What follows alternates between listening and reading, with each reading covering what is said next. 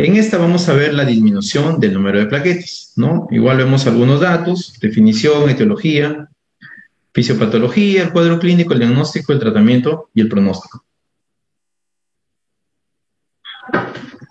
Bueno, entonces, en cuanto a definiciones, precisan el tema de la característica de la plaqueta.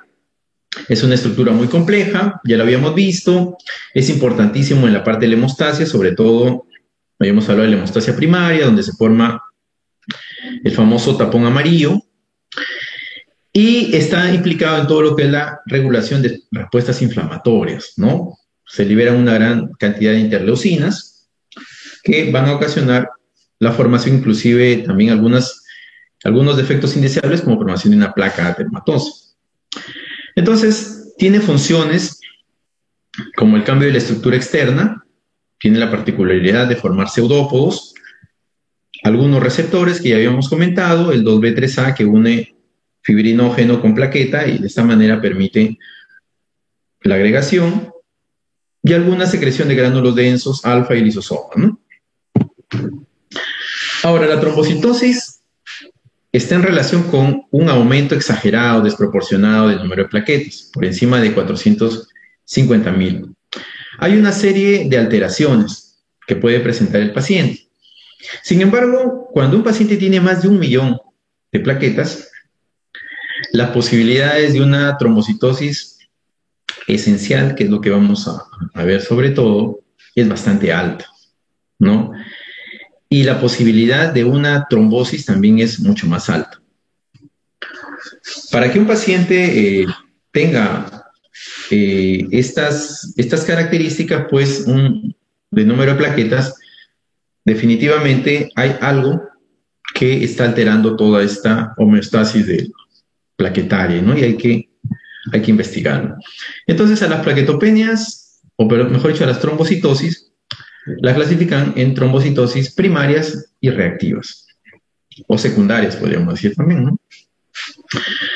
Las primarias, tenemos la trombocitosis esencial, la policitemia vera, la mielofibrosis manifiesta, una fase prefibrótica de la mielofibrosis, leucemia mieloide crónica, la mielodisplasia y la trombocitosis hereditaria.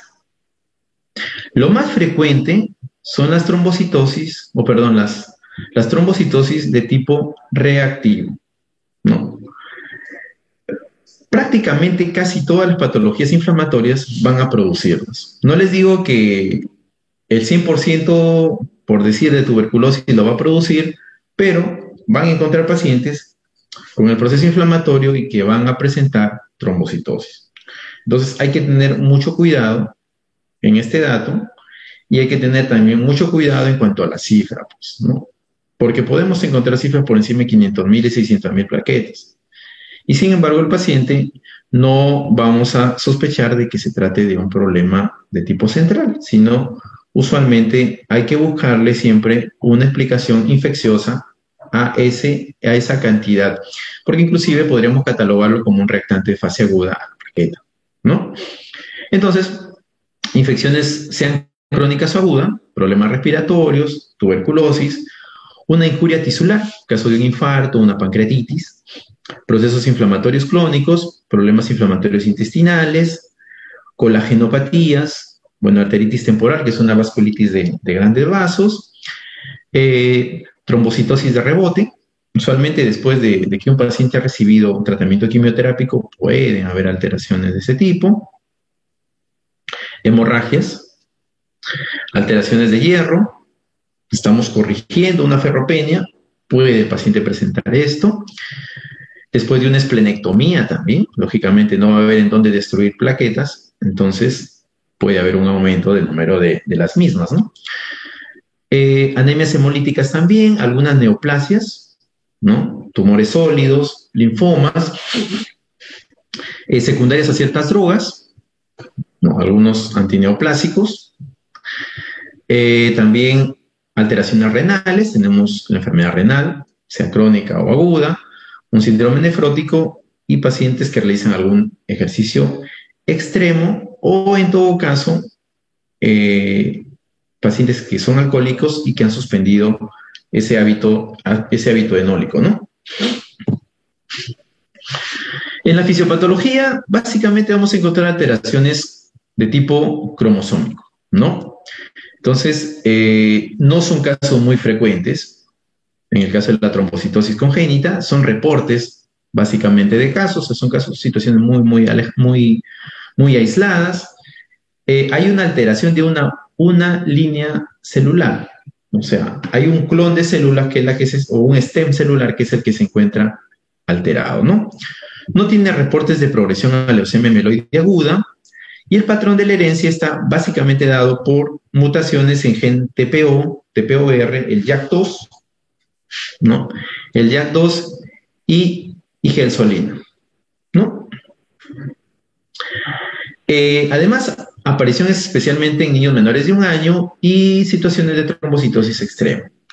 Si tenemos plaqueta más de 1 millón, usualmente puede presentarse como única manifestación esa cifra.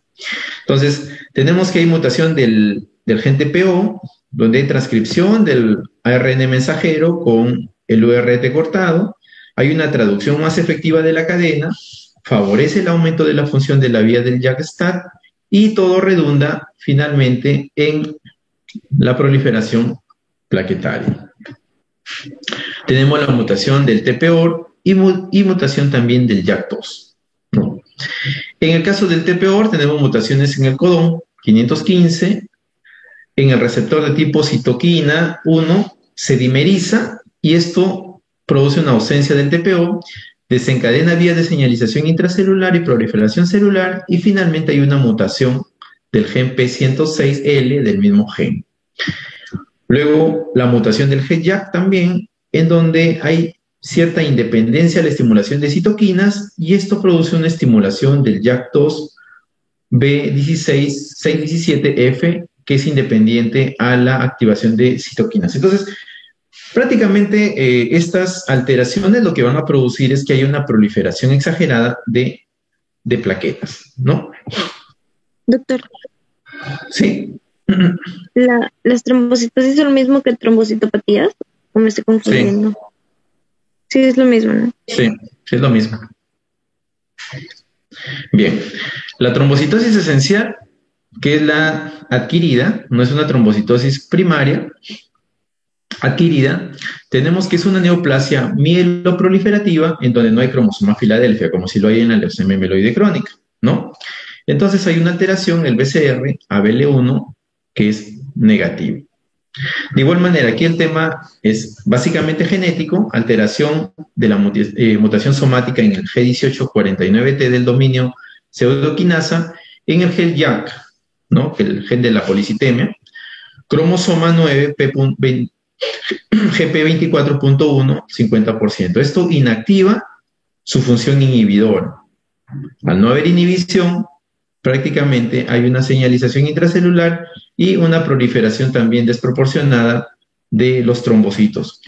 El 25% muta el gen de la calreticulina y en el 5% el TPO también se reportan casos con un genotipo triple negativo para las mutaciones. Son mutaciones excluyentes entre sí, o sea, se da una y ya no se da la otra o al revés, ¿no?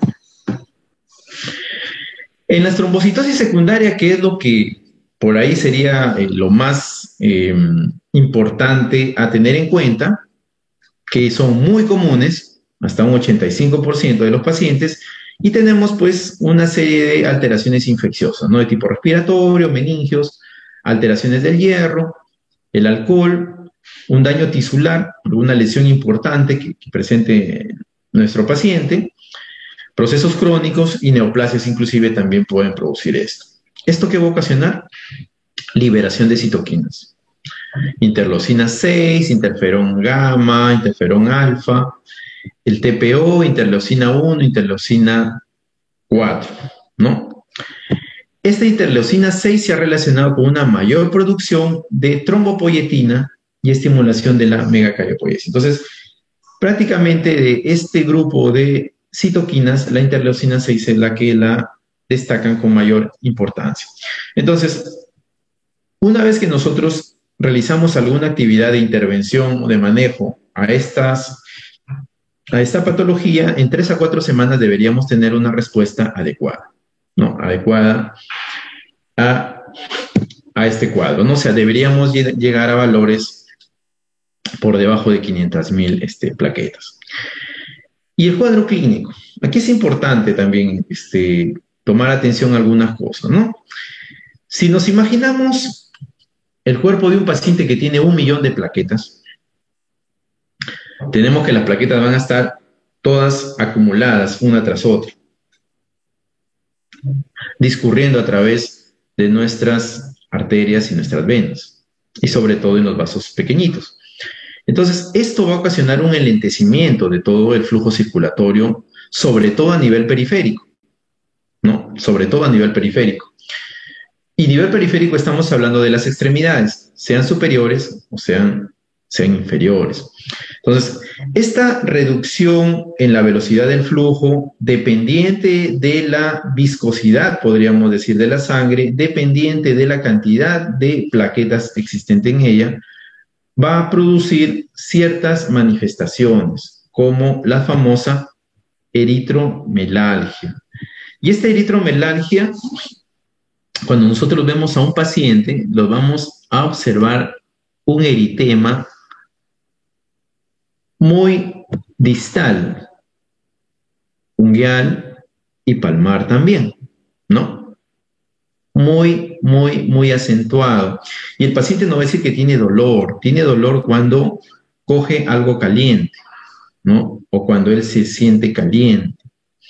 Entonces, este enrojecimiento y estos cambios de temperatura van a ser productos de esta alteración en el flujo sanguíneo por la viscosidad que les comentaba de la sangre. Van a haber dolores muy intensos.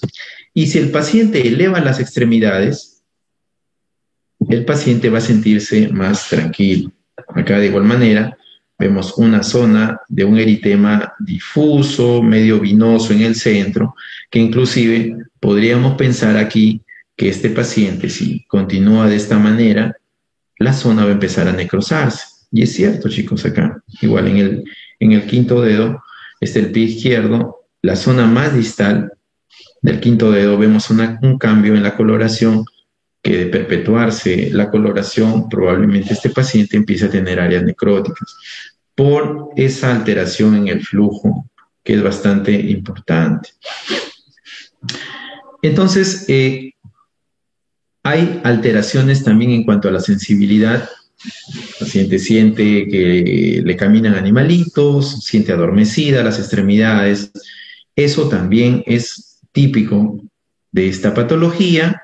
Acrocianosis, que es el cambio de coloración, ¿no? A azulado, y finalmente puede hacer zonas necróticas de gangrena en la extremidad. Ahora, esto por un lado, viendo la parte periférica, pero si vemos la parte central, el paciente puede venir con cefalea, producto de ese trastorno del flujo circulatorio.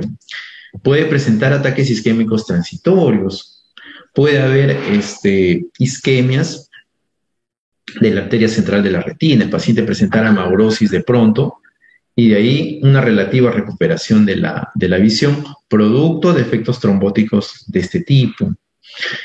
También puede haber accidentes cerebrovasculares producto de ellos. Tenemos un paciente que nos llega con un infarto, ¿no? Le hacemos una tomo, vemos un isquemia, y no es hipertenso, no es diabético. Entonces, habría que tener en cuenta esa posibilidad, ¿no? Porque 70-80% de los pacientes que nos vienen con infartos, pues, cerebrales, tienen el antecedente de hipertensión y diabetes. Pero hay un porcentaje en los que no hay aún una explicación a eso, entonces hay que investigar posibilidades hematológicas en ellos, ¿no? Problemas con síndromes coronarios, infarto agudo de miocardio, anginas inestables, trombosis en extremidades o con claudicaciones intermitentes, pacientes que caminan y caminan con dolor, ¿no? Y se detienen y ya no pueden caminar más, caminan otro poquito, igual, se detienen, o sea, claudican al momento de caminar de manera intermitente, ¿no? Trombosis en vasos abdominales, una trombosis porta, trombosis de arteria mesentérica.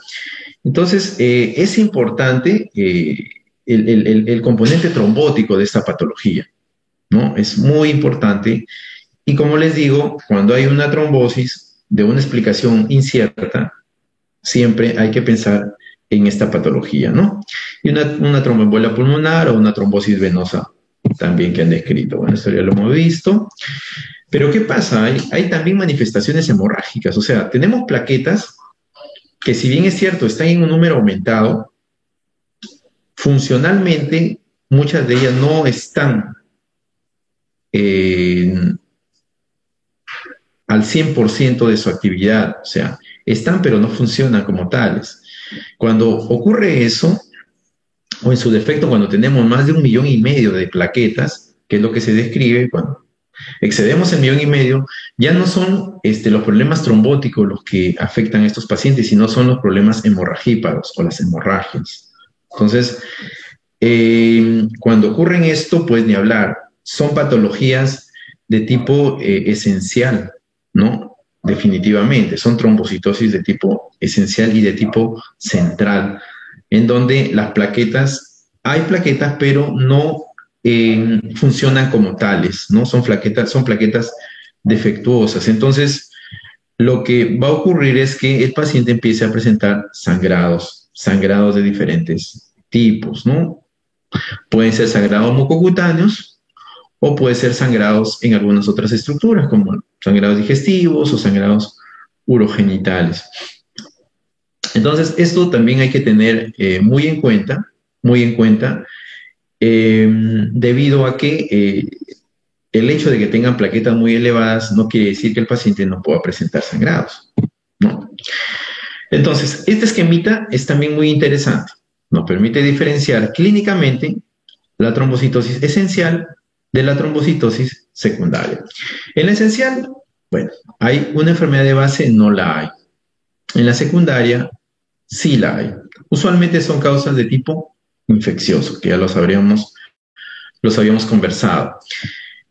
En la trombocitosis esencial o clonal, los procesos trombóticos y los procesos de sangrado junto con la esplenomegalia es muy frecuente. Prácticamente todo esto es muy frecuente, ¿no? A tener en cuenta que en el caso de trombocitosis secundaria, que es la trombocitosis reactiva, no la vamos a encontrar con frecuencia, ¿no? La explicación es que la plaqueta en la trombocitosis reactiva o secundaria es normal y en la clonal no lo es. Y los megacariocitos, bueno, lógicamente están aumentados en ambos, ¿no? Pero clínicamente, como les digo, podemos tener más o menos ya la sospecha de sobre cuál tipo de trombocitosis estamos investigando, ¿no?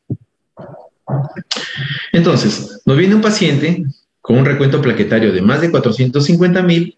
Lo primero, descartemos que sea una falsa trombocitosis, ¿no? Entonces, sería bueno repetirle el hemograma, pedirle una lámina periférica, porque podrían haber restos plaquetarios y no necesariamente ser plaquetas, ¿no? Y por ello dar un falso conteo de la lámina, o en todo caso, haber algunas patologías como una crioglobulinemia, ¿no? Que también puede producir esta falsa pseudotrombosis, ¿no? Si no ocurre eso, ¿no? Si no ocurre eso, hemos visto y no realmente todo está bien, entonces hay que buscar una causa secundaria o una causa reactiva. Revisamos, 65-85% de posibilidades es que sea un proceso de ese tipo. Entonces, buscar infecciones, ¿no? El consumo de alcohol, si el paciente ha sido posoperado, de repente, bueno, nos hacen una interconsulta para un paciente que está posoperado, ni hablar. Si hay un problema renal crónico, si hay un problema hemolítico o ferropénico, o el paciente ha sido esplenectomizado, o algún problema de vasculitis. Entonces, si estamos ante un contexto de estos, ni hablar. Ya nos vamos hacia el lado de la trombocitosis secundaria o trombocitosis reactiva. Entonces definimos qué, ¿no? Es infección, en fin, nos vamos hacia el camino en donde nuestra sospecha clínica nos orienta.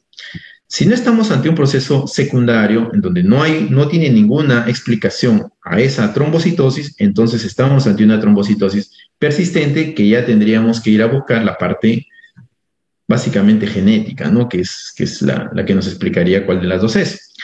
Si es de inicio temprano, pues nos empuja más a pensar la trombocitosis congénita, ¿no? Si es en edades cortas. Buscamos las mutaciones que habíamos observado antes, ¿no? El TO, el ML, el JAK, el MLP, el JAK o la gelsonina, y le iniciamos tratamiento con aspirina. En esas dosis de 400 a 325 no se ha encontrado mayores efectos indeseables de la aspirina, aunque no hay muchos estudios orientados a la trombocitosis esencial, ¿no? Más que todo utilizan como figura la policitemia vera para plantear esta terapia en trombocitosis. Y bueno, en el otro lado buscamos, aparte del componente genético, el aspirado medular. Si es positivo, bueno, una trombocitosis esencial, perdón. Si es negativo, pues buscamos algunas otras posibilidades, ¿no? Para darle tratamiento a este paciente, ¿no? Entonces, tener claro de que el mayor porcentaje de pacientes con trombocitosis son trombocitosis de tipo secundario, ¿no? Entonces, en la trombocitosis secundaria, el paciente va a presentar manifestaciones clínicas típicas, ¿no? Típicas, pero con el proceso de fondo, o sea, no con la patología de trombocitosis. En el hemograma, vamos a encontrar microcitosis, no hay transformación ni a leucemia mieloide aguda, ni a policitemia vera, ni la presencia de cuerpos de Howell-Holling extendido de sangre periférica. La velocidad de sedimentación glomerular está aumentada, bueno, es entendible, ¿no? Junto con el PCR, usualmente por procesos de tipo infeccioso o inflamatorios, y la ferritina consumida bien. Y en la biopsia de la médula ósea, pues la encontramos normal. Entonces, cuando juntamos todos estos datos, pues la posibilidad alta es de que sea un problema de tipo reactivo. Entonces, para catalogar la trombocitosis esencial, hay criterios diagnósticos que la Organización Mundial de la Salud ha establecido, ¿no? Un recuento plaquetario más de 450.000 y sostenido. La biopsia que haya una proliferación, ¿no? De megacariocitos con morfología madura y grande y con una proliferación normal o leve aumento de la serie granulocítica y eritroide. No debe reunir criterios ni de leucemia mieloide crónica, ni de policitemia vera, ni de mielodisplasia, ni de mielofibrosis o cualquier otra neoplasia mieloide. Y la demostración de las mutaciones de algunos cromosomas, que ya los habíamos mencionado. Entonces, con eso se plantea esa posibilidad. En cuanto al tratamiento de la trombocitosis primero secundaria, tenemos que la etiología de base es la que se tiene que manejar, definitivamente, ¿no? Ahora, en estos pacientes las posibilidades trombóticas son relativamente bajas. Como les digo, si tiene menos de 1 millón de plaquetas, pues la posibilidad de trombocitosis esencial o de trombocitosis congénita es alejada, ¿no? Entonces aquí lo que hay que manejar es la patología de fondo.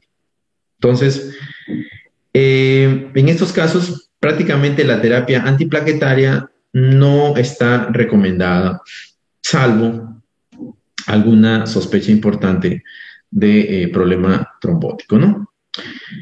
En el caso de la trombocitosis esencial, el tratamiento va a ser conservador para disminuir el riesgo y no exponer al paciente a la posibilidad de una transformación leucémica. Lo que va a buscar es mejorar los trastornos de la microcirculación y evitar las complicaciones trombóticas y hemorrágicas. Y en aquellos pacientes con indicación de terapia citorreductora, el objetivo es la normalización del recuento plaquetario. Esa es la idea, ¿no? Y de esta manera, pues, van a reducir la posibilidad de trombosis y la posibilidad de sangrado. Entonces, el tratamiento, como les decía también, tiene una evidencia bastante limitada. No hay muchos casos realmente de de esta patología. Entonces, se basan en algunos datos de policitemia, se utiliza aspirina y algunos productos citorreductores. Entonces, cuando estamos con una posibilidad de un paciente de estas características, hay que definir el riesgo. El riesgo va a estar dependiendo de la edad, del número de plaquetas y de los factores de riesgo cardiovascular, que bueno, conocemos casi todos, ¿no? Y acá están precisados, ¿no? Tabaquismo, dislipidemia, la hipertensión y la diabetes. Estos 4 factores nos van a ayudar, junto con lo mencionado, en catalogarlo en bajo, intermedio y alto riesgo. Si estamos con un paciente de bajo riesgo, vamos a tener que tenga menos de 40 años, menos de 1,5 millones, ¿no? Y que tenga ausencia de factores de riesgo cardiovascular. Si es de riesgo intermedio, pues aquí la edad es la que nos define el dato, ¿no? Y además que presenta factores de coagulación, factores de riesgo. Y de alto riesgo, pacientes mayores de 60 años que tienen sangrado y sus plaquetas aquí sí se encuentran por encima de 1,5 millones de plaquetas. Entonces, una vez que hemos catalogado al paciente en estos 3 grupos, definimos ya el tratamiento. Si es un paciente de bajo riesgo, pues le vamos a dar aspirina de 81 a 100 miligramos por día. Nuevamente les insisto en mencionar de que la patología no es frecuente. Hay un estudio ECLAP en donde está orientado a policitemia vera y sobre ese estudio es el que están indicando la administración de aspirina, pero igual es importante tener cuidado por el riesgo trombótico de ellos. Hay un estudio retrospectivo que demostró la utilidad de la aspirina en pacientes de riesgo bajo e intermedio, pero en donde se les hizo estudios genéticos a estos pacientes, que muchas veces, pues, en nuestro medio es un poco complicado llegar hasta esa fase, ¿no? En pacientes sintomáticos, la recomendación es dosis bajas de aspirina entre 81 a 100 miligramos por día, ¿no? Esos son los pacientes de bajo riesgo. En los pacientes de riesgo intermedio, bueno, el tema de las drogas citorreductoras no es tan del todo claro, pero lo que sí se recomienda es la aspirina, ¿no? La aspirina, y además observar siempre, ¿no?, que el cofactor de ristocetina sea superior al 50% en general y el recuento de plaquetas sea inferior a 1,000, a 1 millón. Entonces, estos 2 datos importantes. Acá podemos tomar en cuenta el tiempo de sangría, que les mencionaba, ¿no?, de 1 minuto a 8 minutos. Se deben corregir los factores de riesgo cardiovascular, que eso sí es importante conversar con el paciente, ¿no? Controlar su diabetes, controlar su presión, evitar el tabaco, evitar el sedentarismo. Entonces, eso es importante ya conversarlo con el paciente. Y si es un paciente de alto riesgo, bueno, ni hablar, se utiliza terapia citorreductora y bajas dosis de aspirina. Bueno, ahí utilizamos la hidroxiurea y la meta es que las plaquetas se encuentren por debajo de 400,000. Esa es la idea, ¿no? Entonces, las recomendaciones van a basarse en la estratificación del riesgo, ¿no?, de alto, intermedio y bajo, haciendo una exploración, investigando datos que el paciente nos lo pueda brindar y datos en el examen físico para catalogarlo bien al paciente. Segundo, controlar los factores de riesgo cardiovascular. Importantísimo también, ¿no? Esto implica la conversación que tengamos con ellos y que nos entiendan lo que les estamos indicando, ¿no? Cigarrillo, diabetes, dislipidemia, en fin, lo que hemos mencionado. El uso de la aspirina en dosis baja, salvo que haya alguna contraindicación, pacientes de hemorragia o enfermedad de von Willebrand adquirida, ¿no? Estratificar el tratamiento según el riesgo de trombosis, que ya lo habíamos mencionado, ¿no?, en alto, intermedio y bajo. En pacientes con alto riesgo trombótico, ni hablar, pues, la hidroxiurea con la aspirina de primera línea. En aquellos pacientes que no responden a la primera línea o intolerantes, ¿no?, menores de 50 a 60 años, puede utilizarse drogas no leucemógenas, como el caso del interferón o la anagrelida. Acá estamos colocando las dosis de aspirina y la dosis de la hidroxiurea. Entonces, es importante tener en cuenta eso. Ahora, el pronóstico es el número de plaquetas, ¿no?, que se encuentran en sangre van a ocasionar, pues, lógicamente, una alteración en cuanto a los mecanismos homeostáticos y de esta manera, pues, van a manifestarse en el paciente, sea a través de problemas trombóticos o a través de problemas de sangrado, ¿no? Entonces, esto en función a el elevado número de plaquetas. Ahora, la trombocitosis esencial es una neoplasia, podríamos decir, mieloide, de mejor pronóstico a corto y largo plazo, ¿no? Usualmente, las posibilidades de evolucionar a una leucemia aguda y una mielofibrosis es bastante baja, ¿no? Y el otro dato importante es que la sobrevida del paciente es entre 22 y 23 años, que es una cifra relativamente importante, ¿no? Y lógicamente, bueno, hay una serie de eventos cardiovasculares y defectos cerebrales que hay que el paciente siempre chequearlo para evitar que pueda presentar ese tipo de complicaciones. Pero el pronóstico es bastante aceptable, ¿no? Muy bien. Con esto, esta es la segunda clase. No sé si tendrán alguna pregunta.